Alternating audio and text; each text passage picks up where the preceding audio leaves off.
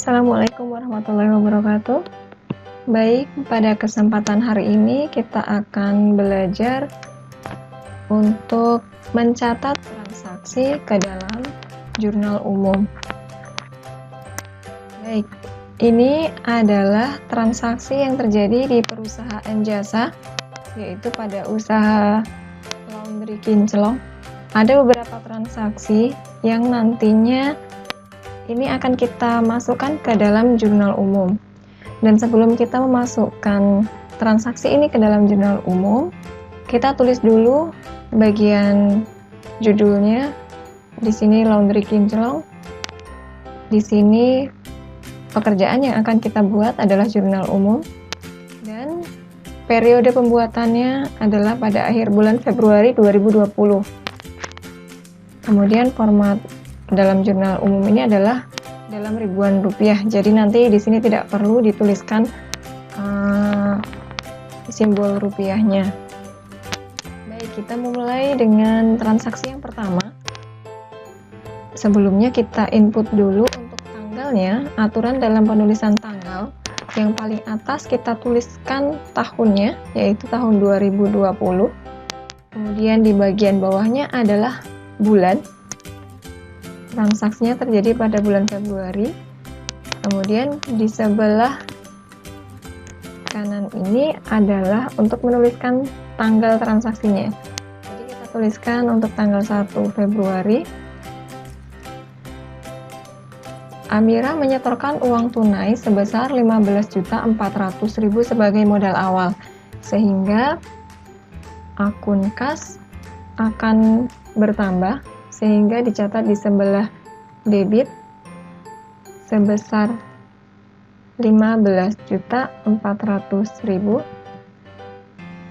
dan di sebelah kredit adalah akun modal. Modal akan bertambah sebesar 15.400.000. Untuk diperhatikan bahwa penulisan debit itu harus mepet sebelah kiri, kemudian penulisan kredit itu sedikit menjorok ke kanan.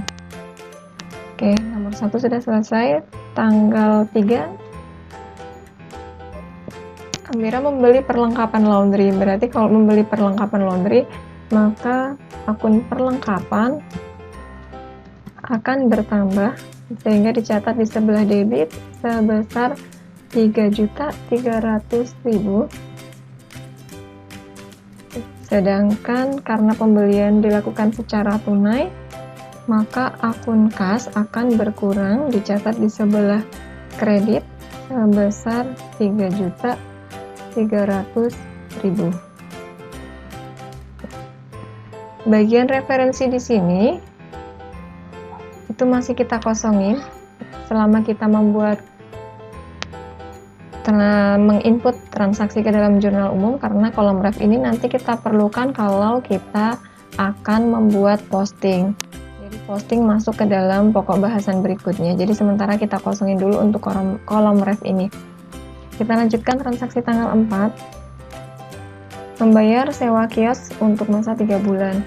Karena dilakukan untuk jangka 3 bulan, maka di sini akun yang terpengaruh adalah sewa dibayar di muka di sebelah debit sebesar 3.600.000. Kemudian di sisi kreditnya adalah kas akan berkurang sebesar 3.600.000. Berikutnya tanggal 5, Amira menerima pinjaman utang dari bank, sehingga kas akan bertambah, dicatat di sebelah debit sebesar 1 juta. Sedangkan di sebelah kredit, utang bank akan bertambah sebesar 1 juta. Berikutnya di tanggal 7 Februari dibayar biaya penerbitan iklan, sehingga untuk jurnal umumnya adalah beban iklan di sebelah debit sebesar 600.000. Kemudian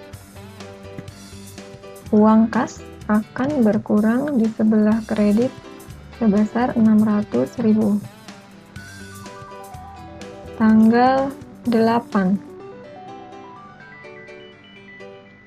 dibeli peralatan secara kredit, berarti peralatan bertambah di sebelah debit 4 juta. Karena kita membeli secara kredit, berarti utangnya akan bertambah sebesar, ini utang ya, utang usaha, akan bertambah sebesar 4 juta, dicatat di sebelah kredit. Tanggal berikutnya 9 Februari, Amira mengambil uang perusahaan untuk keperluan pribadi, sehingga kita catat sebagai akun prive di sebelah debit sebesar 800.000. Kemudian uang kas akan berkurang sebesar 800.000. Tanggal 11 Februari, menerima komisi diterima di muka, berarti kas akan bertambah di sebelah debit sebesar 1 juta, dan komisi diterima di muka. Jadi komisi itu adalah masuk ke dalam akun pendapatan diterima di muka sebesar 1 juta. Tanggal 13 Februari, dibayar utang atas pembelian peralatan, berarti utangnya akan berkurang, utang usaha sebesar 2.800.000. Kemudian uang kas juga akan berkurang, sehingga dicatat di sebelah kredit sebesar 2.800.000. Kita lanjutkan untuk transaksi pada tanggal 15 Februari. Dibayar beban listrik dan telepon. Kita tulis akunnya beban listrik dan telepon di sebelah debit 300.000. Sedangkan uang kas akan berkurang, dicatat di sebelah kredit sebesar 300.000. Tanggal 18 Februari, menerima pembayaran tunai sebesar 2.500.000 atas pekerjaan yang telah diselesaikan senilai 6 juta dan sisanya akan dibayar kemudian. Jadi pekerjaan jasa yang dilakukan itu jumlah totalnya 6 juta, tapi baru diterima 2.500.000. Jadi kita tuliskan di sini uang cash yang kita terima kas akan bertambah sebesar 2.500.000. Kemudian sisanya itu akan masuk ke dalam akun piutang. Sisanya berarti dari 6 juta dikurangi 2.500.000, jadi ada 3.500.000. Sedangkan di sisi sebelah kredit kita tulis sebagai akun pendapatan jasa sebesar 6 juta. Berikutnya tanggal 20 Februari, menerima pendapatan jasa dari pelanggan. Jadi uang 2.600.000 itu langsung diterima, sehingga akun kas akan bertambah di sebelah debit sebesar 2.600.000, sedangkan sebelah kredit itu akun pendapatan jasa akan sebesar 2.600.000. Berikutnya tanggal 23 Februari membayar beban lain-lain. Berarti akun beban lain-lain di sebelah debit sebesar 600.000 dan kasnya akan berkurang sebesar 600.000. Berikutnya di tanggal 25 Februari membayar beban gaji karyawan. Ini kasusnya sama dengan tanggal 20. Jadi kita tuliskan beban gaji sebesar 1.200.000, kemudian akun kas berkurang di sebelah kredit sebesar 1.200.000. Transaksi terakhir tanggal 26 Februari menerima pendapatan jasa. Berarti kasnya akan bertambah di sebelah debit sebesar 3 juta. Kemudian pendapatan jasa akan di sebelah kredit sebesar 3 juta.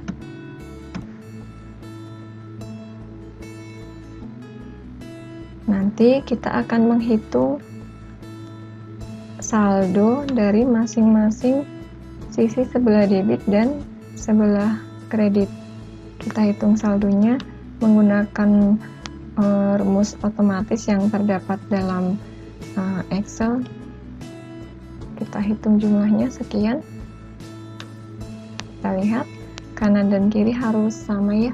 Kalau ada yang tidak sama jumlah debit dan kreditnya, berarti ada kemungkinan kalian salah menghitung saldo akhirnya atau menuliskan saldo di dalam transaksi. Nah, ini udah balance, debit dan kredit itu sudah sama.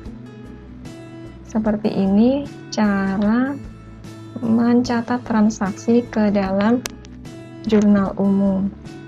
Baik, mudah-mudahan bisa dipahami, mudah-mudahan bermanfaat. Saya akhiri, wassalamualaikum warahmatullahi wabarakatuh.